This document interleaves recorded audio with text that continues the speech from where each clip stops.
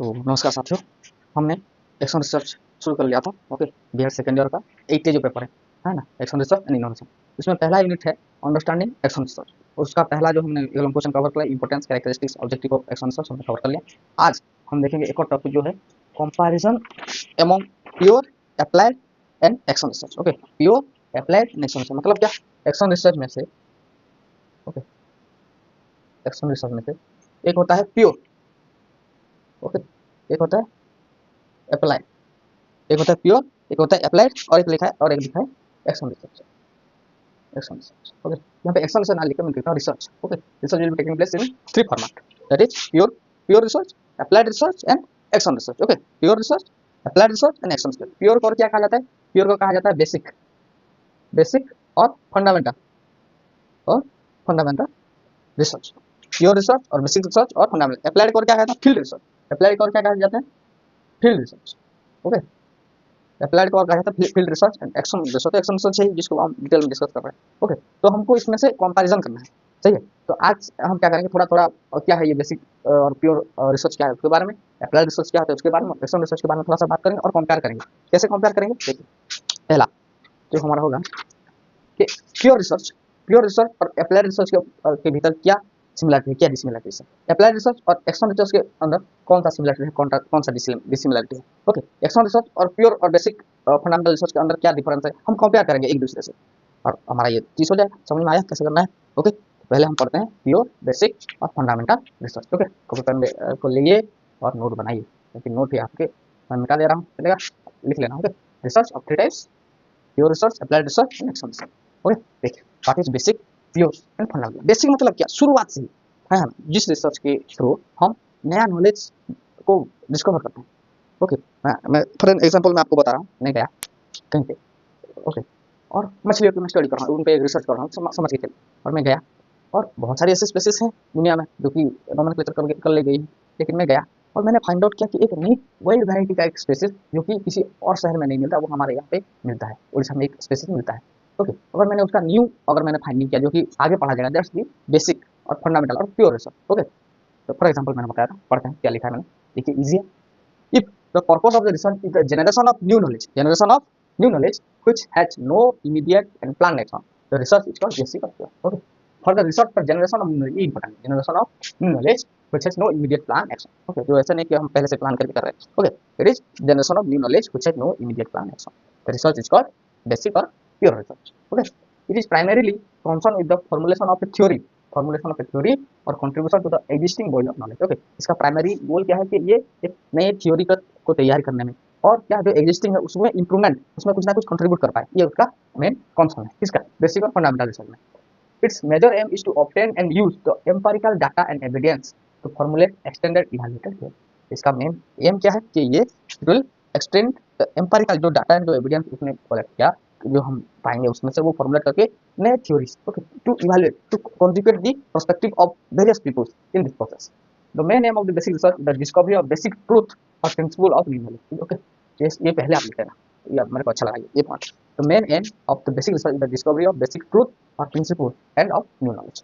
Okay, and number next is the finding of the basic research have the universal validity, और जो हम इसमें जो कहते हैं दैट है यूनिवर्सल वैलिडिटी। ओके, हर जगह ये अप्लाइड होता हो गया क्योंकि हम न्यू डिस्कवर किया इसका, है ना। द वे तो main am the basic research discovery of basic truth. Okay, और ट्रूथ तो हर जगह सही होता है ना, किसी भी यूनिवर्स में देखिए आप। ओके, यूनिवर्स मतलब किसी भी देश में आप देखिए, finding of basic research have the universal validity. तो ये लिखिए, इसको पहले लिखिए फिर हम अप्लाइड रिसर्च के बारे में लिखेंगे।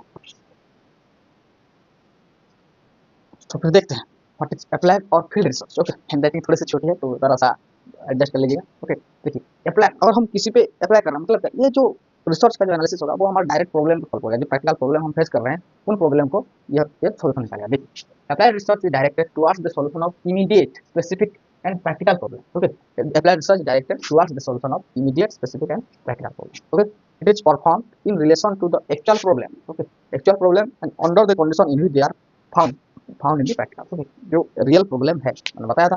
फील्ड, फील्ड मतलब कि आप एक जगह पे, आप क्लासरूम के एनवायरनमेंट में हैं, that is your field. You have to find out the practical problem, the main problem, the real problem that student will analyze. Okay, and analyze the student to perform a specific test, pre-test, post-test, and finding the solution of for the student problem और teacher problem और भी administration problem. क्या problem हो रहा है जिस तरीके से, जिसके लिए हमारा एडमिनिस्ट्रेशन अच्छे से काम नहीं कर रही है, टीचर्स ठीक से काम नहीं कर रहे। मैं आपको बात बताता हूँ। देखिए, आज के दौर पे अगर 10-12 साल चल गए, आज भी देखिए, या फिर 5 साल 10 साल, जब आपका फिल्म या आपकी मम्मी जब स्कूल जाएगी, है ना, एट दैट टाइम क्या आप चाहेंगे कि आप अपने बच्चे को सरकारी स्कूल में भेजें या प्राइवेट स्कूल में भेजें? Most of you have answer that we are agree to going in private school, जो कि सच है ना, कि झूठ बोल रहा हूँ? जो सच है कि बहुत सारे प्राइवेट स्कूल में जाएंगे, है ना। दूसरी बात, ऐसा क्या है प्राइवेट स्कूल में और ऐसा क्या नहीं है गवर्नमेंट स्कूल में? देखिए, आप जब इतना अच्छे से पढ़ रहे हो सब, है ना, आप सब जब नौकरी करोगे, नौकरी तो करोगे ना भैया, गवर्नमेंट में करोगे या प्राइवेट में करोगे? Those who are high qualified, जिनका ब्रेन पावर अच्छा है, वो जो पढ़ने में बेहतर है, वही एग्जाम क्वालिफाई करेंगे, वही एंट्रेंस क्लियर करेंगे और उनकी जॉब लगेगी, तो गवर्नमेंट में लगेगी। और so most talented person teachers होते हुए भी स्कूल, गवर्नमेंट स्कूल का हाल बेहाल क्यों है? क्योंकि वो डीप में जाके बच्चों के प्रॉब्लम को आइडेंटिफाई नहीं कर रहे हैं।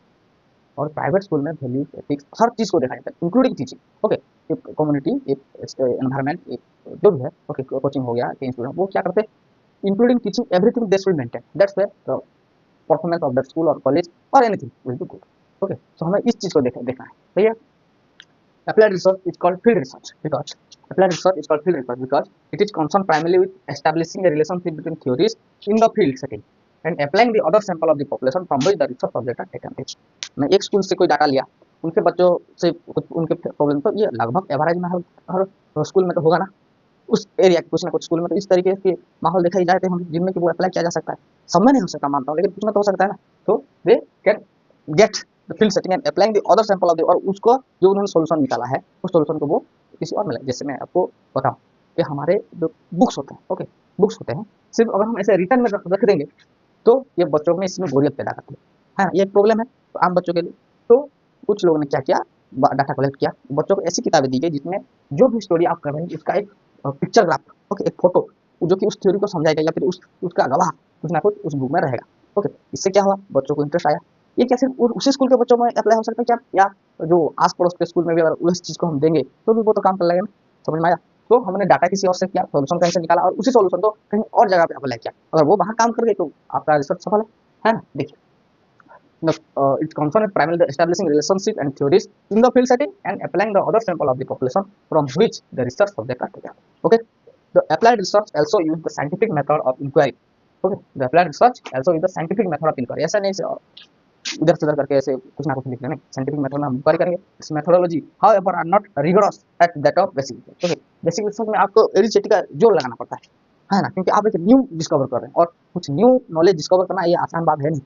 Okay, it's too difficult. आप कहीं से भी कैसे भी करके एक नया चीज़ लाना, नए ज्ञान को हासिल करना, मैं ऐसा नहीं कहता हूँ कि इम्पॉसिबल है, लेकिन मुश्किल तो बहुत है ना, समझ में आया? तो और उसके लिए ज़्यादा मतलब ज़्यादा टेक्निक लगाना चाहिए। ओके, तो अप्लाइड रिसर्च में उतना नहीं था। Moreover its findings are to be evaluated in terms of local applicability. Okay, क्योंकि लोकली एप्लीकेबल होता है, कुछ ही लोगों के साथ में ऐसा उसने बताया था, and not enter the universal validity. और इसमें हम यूनिवर्सल वैलिडिटी नहीं ला सकते, है ना, समझ में आया? It is not accepted in everywhere, but the pure और fundamental research will applied universal. Okay, इतना ही पॉइंट है, लिख लो। और एक पॉइंट है, इसके बाद एक पॉइंट और एक समस्या हम लिखेंगे, इतना तो लिख लो पहले। जैसे तो अप्लाइड रिसर्च का एक और पॉइंट बाकी है, देख लेते हैं। Applied research has very definite practical objective. It is not the degree of creative process involving originality and imagination. Okay, थोड़ा डिफिकल्ट हो गया आपका। देखिए, एक बात applied research has very definite, जो उसका जो ऑब्जेक्टिव है, it is very practical to solve the problem of the student. Okay, and it is not the degree of creative process of involving originality imagination. मैं ये सोच लूंगा, वो सोच लूंगा और उसके जरिए से मैं ये कहूँगा ना, ऐसा नहीं करता। तो प्रैक्टिकल पॉसिबल है आपके समक्ष, जो आप काम कर सकते हैं, ओके, उसी से रिलेटेड। ऐसा नहीं से मैं जाऊँगा अभी अमेरिका में रहूँगा और तब अगर जिस रिजल्ट निकालूंगा वही नहीं, आप उड़ीसा के जंगल में भी एक ऐसा रिसर्च कर सकते हैं जो कि फेमस हो सकता है।